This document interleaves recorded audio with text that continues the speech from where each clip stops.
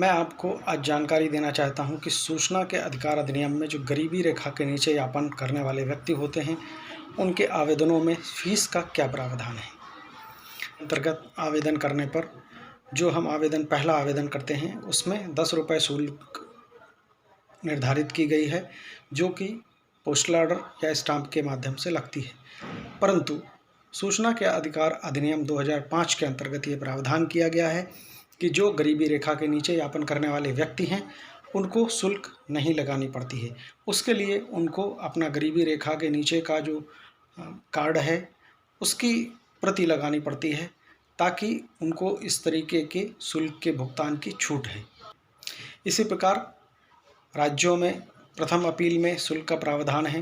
जैसे मध्य प्रदेश में 50 रुपये शुल्क भुगतान किए जाने का प्रावधान है, परंतु जो गरीबी रेखा के नीचे यापन करने वाले व्यक्ति हैं उनको उस अपील आवेदन पर 50 रुपये की शुल्क नहीं लगाना है।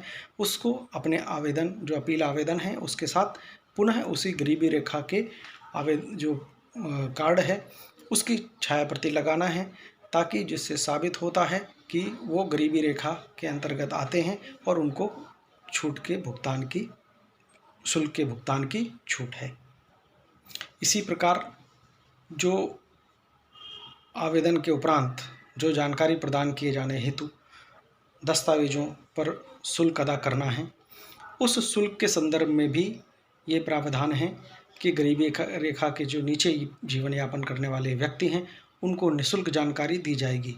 परंतु उसमें यह प्रावधान भी साथ में है कि यदि वो जानकारी बहुत बड़ी संख्या में है और अगर ज़्यादा पेज की है तो उनको गरीबी रेखा के जो आवेदनकर्ता हैं उनको धारा 7 के अंतर्गत बुला करके और उनसे कि आप इन दस्तावेज़ों को समराइज़ करके, ताकि ये जो दस्तावेज हैं 50 पृष्ठ के दस्तावेज़ तक जो आपको आवश्यक हों वो 50 पृष्ठ के दस्तावेज चिन्हित करें और उन 50 पेज को निःशुल्क उनको प्रदान किए जाने की व्यवस्था है।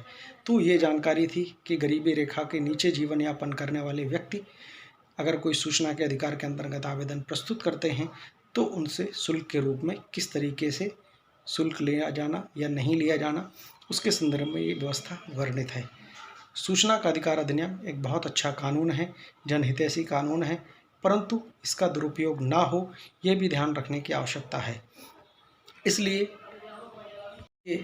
जो आवेदन करता हैं उनको इस बात का ध्यान रखना चाहिए कि कहीं भी इस कानून का दुरुपयोग ना हो।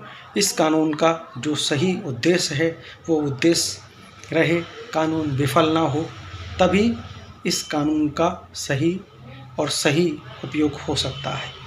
कई बार ऐसे मामले आते हैं कि सूचना के अधिकार में आवेदन प्रस्तुत करने के लिए गरीबी रेखा का कार्ड लगा देते हैं और बाद में वो जांच में फर्जी निकलता है। ये पूरी तरह से विधि के विपरीत है और यदि ऐसा होता है और उसमें जांच में ऐसा पाया जाता है तो वो दंडित होगा। इसलिए मेरा आपसे इस वीडियो के माध्यम से अनुरोध है कि कानूनी प्रक्रिया का दुरुपयोग न करें। ये जनहितैषी कानून हित के लिए, जनता के कल्याण के लिए बना हुआ है। इसका सही दिशा में उपयोग करें, सही काम के लिए उपयोग करें, ताकि ज़्यादा से ज़्यादा लोग लाभान्वित हों। यदि वीडियो अच्छा लगे लाइक करें, शेयर करें, कमेंट्स करें।